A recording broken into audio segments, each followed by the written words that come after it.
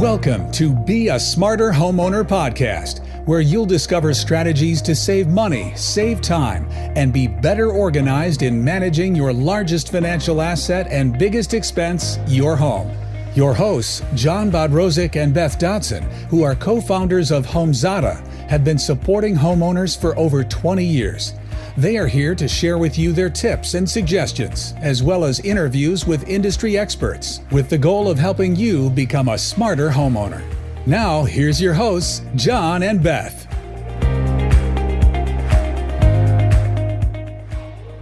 Well, everyone needs a trusted contact list for their homes. Or, I got a guy for that. That's my favorite line. This is Beth Dodson with Homezada, aka Be a Smarter Homeowner Podcast, and also with my other host, John Bodrozic. John, I love this topic. I got a guy for that. I constantly say this. I got a guy for that. A contact list. How do you know what you need to track and who do you need to track within your contact list that helps you manage this beautiful entity of your home? Why don't you start by giving us some of your suggested list of people we need to track? Yeah, that's such a great topic because, yes, we're all homeowners, but we have so many people that either helped us buy it, help us manage it, we want to talk to, all these sort of people that come together to help us be better stewards of our home.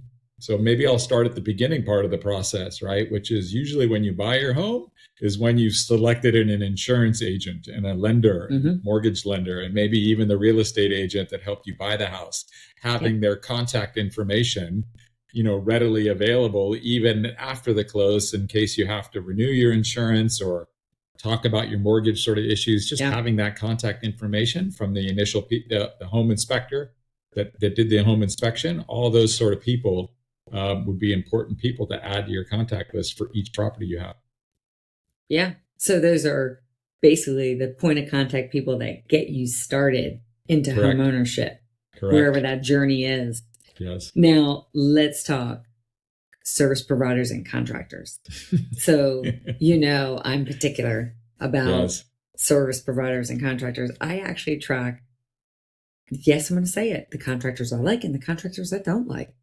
Because I've got friends who always ask me, who do you know who does this? Because I like quality work and I am willing to pay for quality work. And so I track people from any kind of service contractor that I work with. So I've got people who clean my gutters and windows because I've got a lot of windows in my house and there's just a tall order to make happen. People who clean my dryer vent, even though a lot of these are all one and the same, I still have that. I've got people who carpet clean because I love my carpets cleaned. I've got painters, plumbers. Yes, got to have a plumber. I got several plumbers on speed dial. I also track my electricians because I got several of those as well. Because those are plumbing and electricity are two jobs that I will not do myself. I just think someone being trained to do that is better. And then I've got handymans on call in my list of things. And then I've got full-on contractors, like contractors that do big jobs. And we've talked about it before. We talked about water damage in our house. And this is a really good example. I have plumbers that do smaller jobs because they're aging out of their practice and they don't want big jobs. But I've got full-on plumbing contractors that do larger jobs. And then I've got contractors that can perform big work.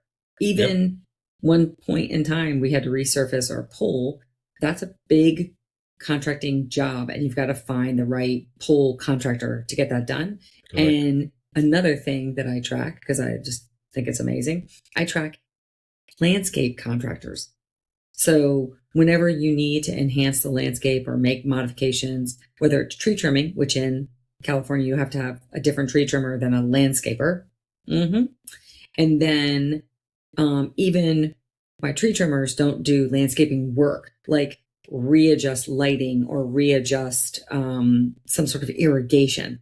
And so I have a variety of different types of service providers and contractors, depending on not only the type of work, but also the level or service of work, how big or small the project is, depending on their skill set and their desire to want to perform that job.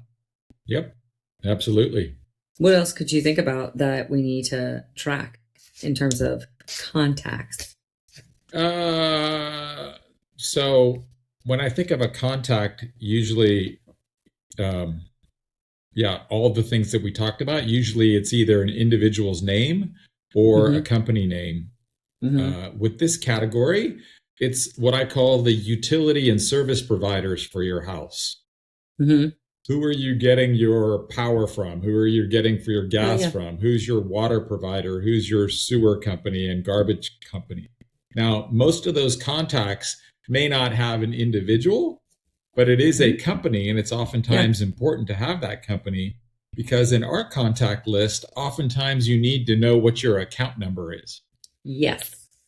Because essentially, if something, I need to call my service provider or something, my internet service, my TV service, this, that, and the other. Well, what's your account number, right? And if you don't have your account number with that contact, then you get stuck in the forever loop of being on hold for half an hour because you can't type in your account number on the automated dial-in sort of thing. Yes. So having all of those, what I call utility service providers as contact list, along with the account number, is hugely important to add to your contact list for your property. Yeah, and then one of the other things I was thinking about is two other categories: property protection contacts. So people, going back to what you were saying earlier, your insurance company, because you never know when you may have to file a claim. Your security company, if you've got a security system. Sure. Understanding that. And then as it relates to property protection, it may also be some sort of legal counsel or something that you may have. Maybe you've got a set of lawyers that you may need to connect with to reach out to. And so I'm not saying everyone needs a lawyer, but you just never know. You just may need somebody on standby. And I've got a guy for that too. Yeah. I mean, for people who own multiple homes, if they have rental properties or vacation homes, oftentimes it is a property manager. Maybe you even want the contact person of, if it's a long-term renter, having all that in sort of one. And I think that we've talked about a lot of different categories of contacts, but also the dynamic of a lot of people will use their current, phone or email system to store all those contacts. But then it's a personal preference. Some people love it because it's embedded with all their family and friends and people they went to high school with and people they love to travel with. Other people want to separate your property contact list from your rest of your life.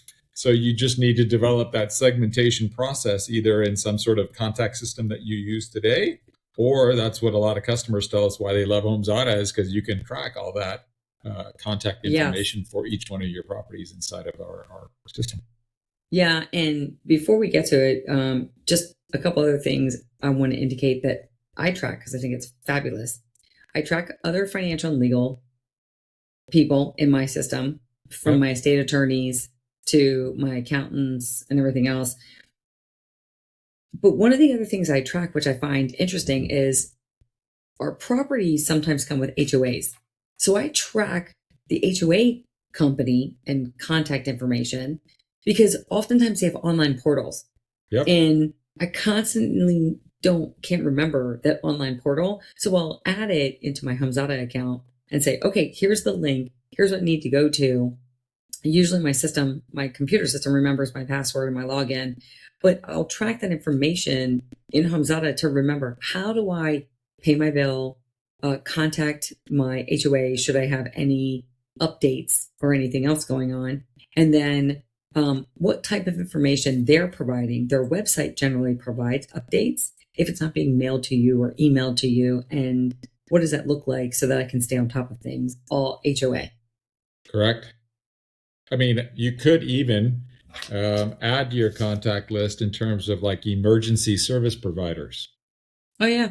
Local fire department, local police department, building inspector, if you're doing a lot of remodel type stuff, right, where you need to call for inspections. There's even that sort of category of whatever local jurisdiction your house is in. You could build those contact lists because, again, it's just one central place that you basically say, okay, I need to find something regarding my house, and everybody is all there.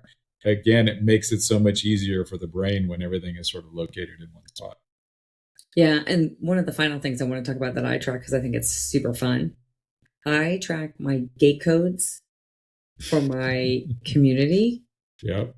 Because, yes, I have one of those. And then in one of my other communities, I have a laundry code. Like if I need to use the big laundry room, I have that. I think it's brilliant. Like, I think it's so brilliant. All these little codes that you may need, that you don't need a passkey or something else. You just need a code. It's like brilliant. What if you have a storage unit? Same thing. Like if you've got that, or you work in an office building that you need a code to get in, all of that is worth it, or an electronic key code to your own home. Like all of that is in a central location. It just becomes really simple. And let's just talk about HomeZada, for instance. What are the types of information in a contact that we are tracking and that other homeowners can track? It doesn't mean they have to, it means what they can track. Yeah, I think the biggest thing is it's not just the contact list, but it's the ability to attach documents to that contact. So, right, when you sign up for a pool service company, maybe you've signed an agreement with them. Well, you want to save that agreement with the contact for the pool service company. So you upload those contracts. You hired the pool service. You hired the company that does the pruning of your trees. Part of that vetting process is you may have wanted to get a copy of their insurance. Because you don't want to deal with the sort of liability of somebody getting hurt on your property. So you want to make sure that the people that are coming to your property have the proper insurance coverage. That's another document that you could put up on there. Some people will even do a research on some of the contractors for the bigger project of show me your current contractor's license, making sure that you're still have a license to operate in the state or county that you're in, and storing that information as a document.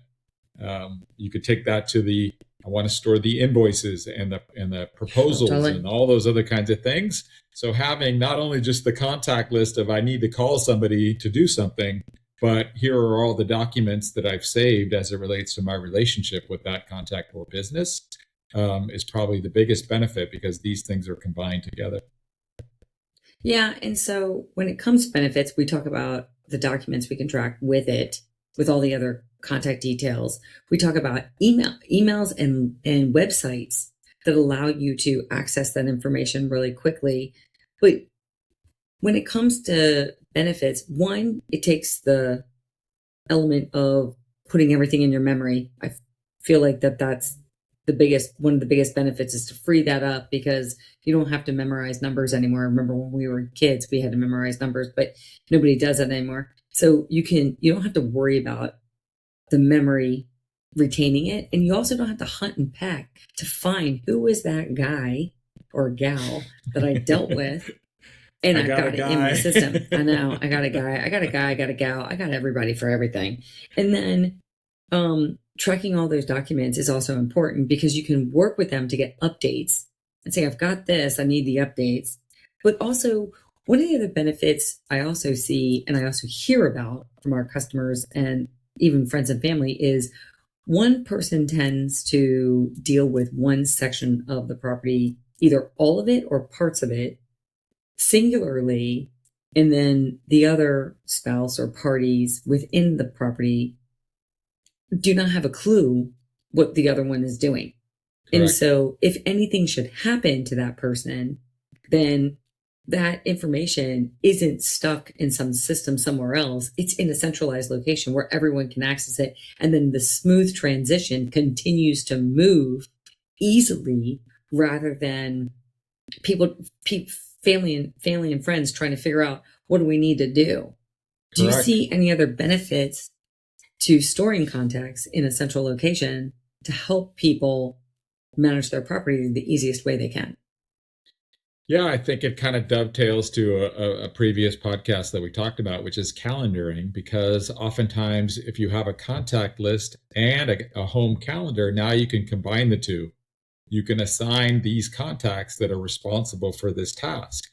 So it's not just the list and the documents, but now it's like, well, the pool service guy is going to show up twice a month. So I want to make sure I calendar that. Or the pruning guy is going to show up every fall, right? I'm calendaring that. So you're essentially tying the contact list to a calendaring system over when and on what month and what day people are showing up to your house. That just becomes, again, very important in terms of that day-to-day management of your house, especially when you think about it over the course of, a full year. Yeah, I think that homeowners they own this home, but they're actually managing a network of people to help them actually manage and keep the home operating properly and efficiently. So when it comes to contacts, what practical tip could we give people? We're going to give them a little task. What could they do over the next several months, next month, 30 days, that could get them to starting to gather their contacts in one central location? I have tip 1. Okay. It's basically, it's a little bit of a repeat over what you just said, right? Get the adults who own the home to sit with each other for 5 minutes to share their contact list that they each have a subset of for the house. Oh, and brilliant. Combine it into one. Oh, that's brilliant. Because like you said, one person's got on their iPhone, like these Correct. are the prune trimmer, blah, blah, blah, blah, blah. That person's on some sort of work trip. And all of a sudden something happens at the house and the other person's like, I don't have the contact person. I can't get a hold of my other spouse. Yeah. So literally just getting the adults who are responsible for managing the home to spend 10 minutes together and figure out some place to put one consolidated contact list for the house. Yeah.